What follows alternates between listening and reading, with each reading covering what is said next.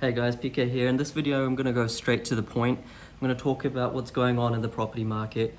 Right now, we're in March 2021. The market is booming, and I'm going to talk about why that is, why that may continue, and really interestingly, why Brisbane is not going to boom. Okay, so look, just as a bit of a sales pitch, I help people achieve passive income through property without dropping a fortune on buyer's agents, without spending their weekends at inspections interstate but still buying interstate, and without spending months doing research, okay, based on data.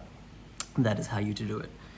So let's get into it. So what's happened this year is, if you bought a property this time last year when everyone was fearful, you've made about 20% in most cases. So if you look at auctions, the average price of a successful auction is 20% higher than what it was in March 2020. So 12 months on, if you bought, you've made about 20% if you had bought an auction and you sell an auction. Like, that's phenomenal. So the people that are laughing the most are the ones that have bought property last year. So why is this happening, and will it continue? Look, I'm going to talk about some reasons why this is actually happening, because a lot of people are miffed.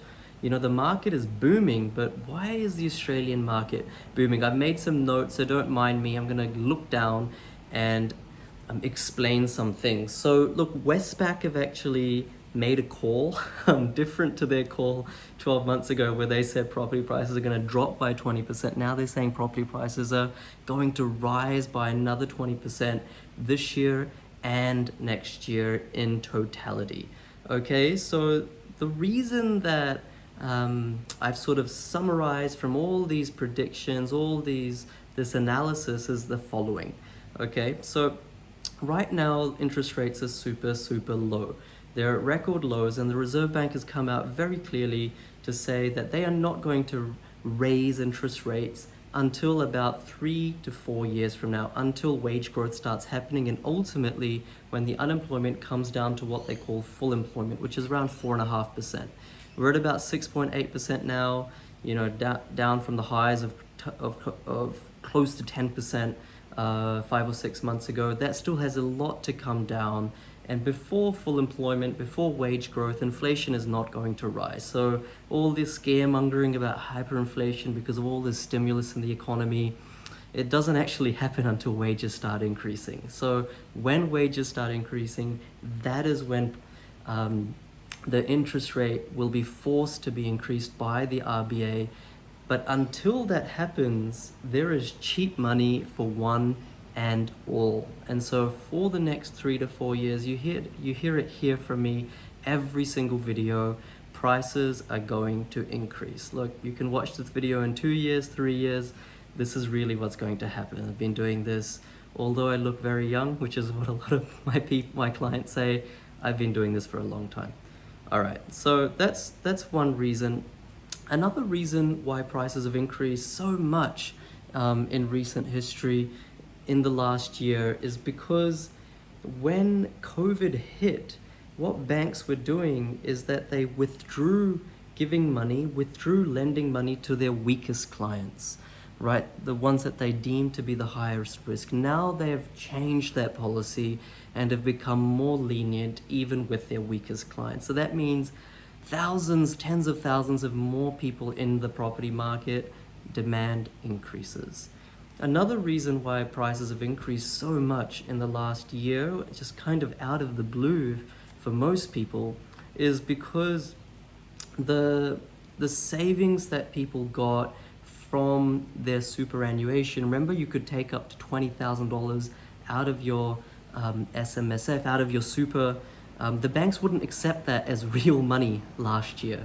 They wouldn't accept that as a true deposit. Now they are accepting it.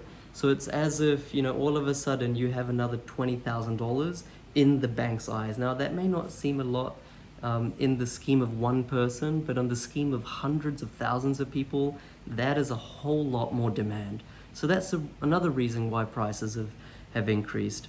Another reason why prices have increased is that the serviceability calculator, the credit assessment scheme or policy of the banks has also loosened up, right? And this loosening or this leniency is going to continue even more so after the 31st of March. That's happening. It's going to become easier to get a loan. That's happy days.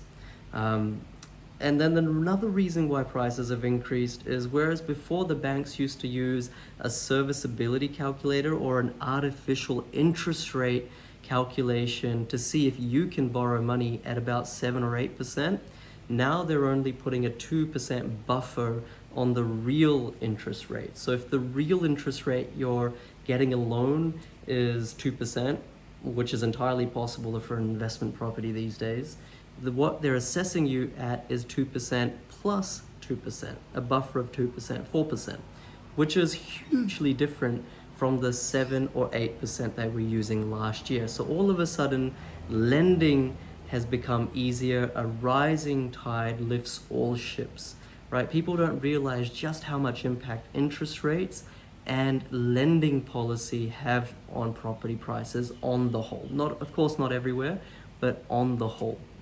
And that is one of the key reasons why the property market is absolutely booming. To give you an example, I made a note here. A household, so get this, connect with this point.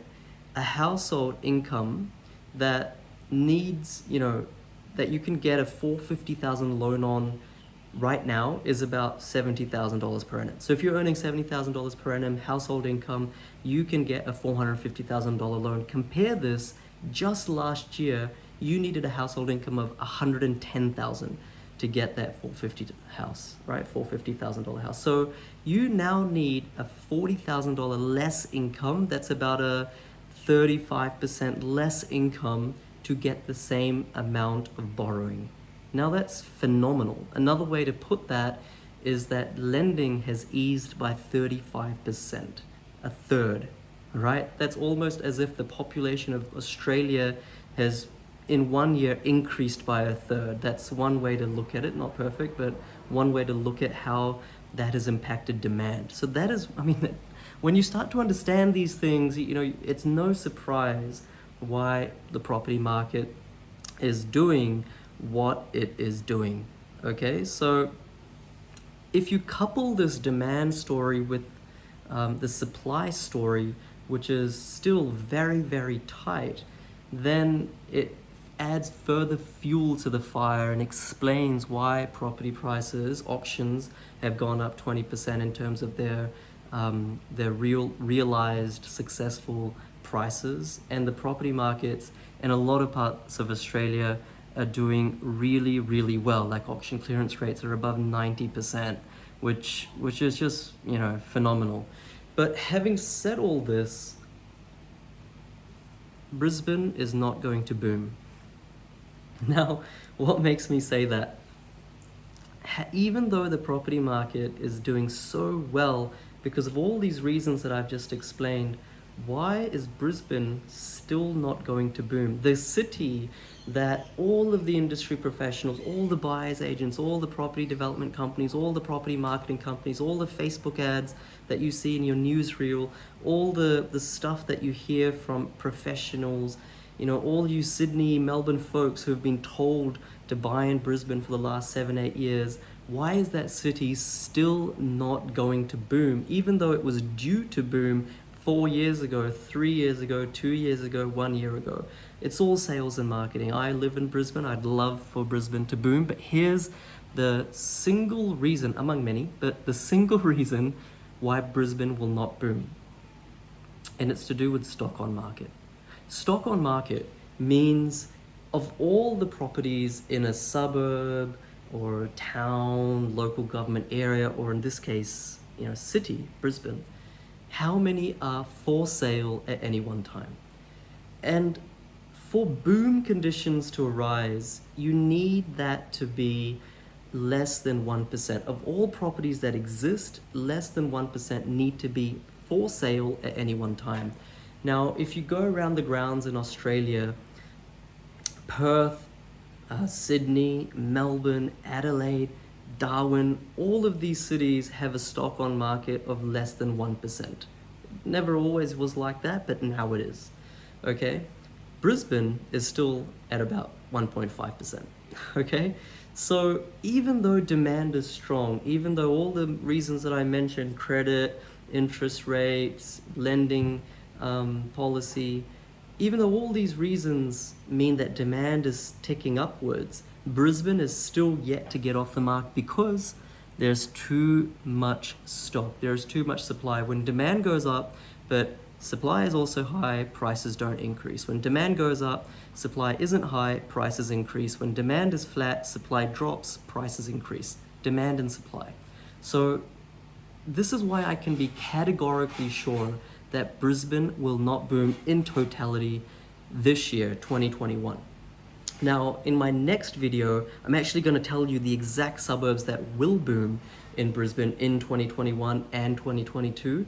But you've heard it from me. Anyone who tells you to buy in Southeast Queensland because it's cheap, because of all the infrastructure, because it's the next one to boom, because Sydney, Melbourne have already boomed, because of all the interstate migration, because of all this blah, blah, blah, sales and marketing, ask them, well, ultimately what drives property prices is supply and demand. And if supply is so high, then why will it boom, right? And I've made this inference based on statistical regression analysis. When property markets have stock on market more than 1%, they do not boom, all right? So take it from me. If this connects with you, if this is actually useful, like all I talk about is data. I'm very straight up. If this connects with you, tell me, leave a comment below and tell me what you think Brisbane is going to do. Where are you buying? Would you prefer Sydney right now, Melbourne right now, Brisbane right now, Adelaide right now, Perth right now, Tassie, or Darwin? Right? Tell me in the comments right below where you think is going to be the outperforming property markets. Of course, there's markets within markets, suburbs within suburbs.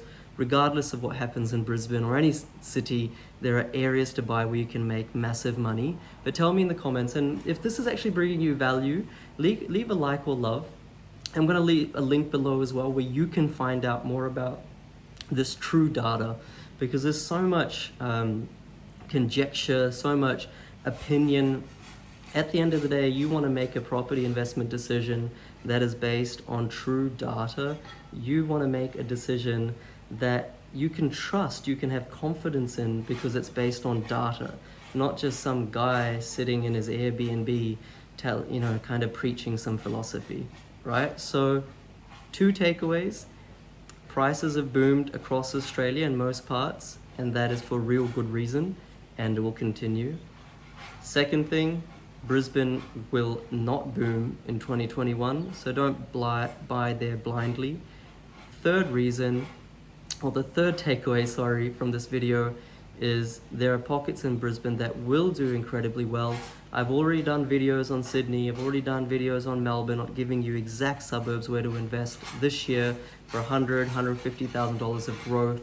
In my next video that will land in a couple of days' time, I'm going to tell you in Brisbane where to buy to get 150K growth in the next 2 years. It's all about accountability. You can judge me in a year's time. I know I'll be right because it doesn't matter what I think, it matters what the data says. So thanks everyone for watching. My name's PK, and once again, if I can request you, leave a like or love or a comment, share, subscribe, do all that stuff, share this video. It's going to help people. Peace out.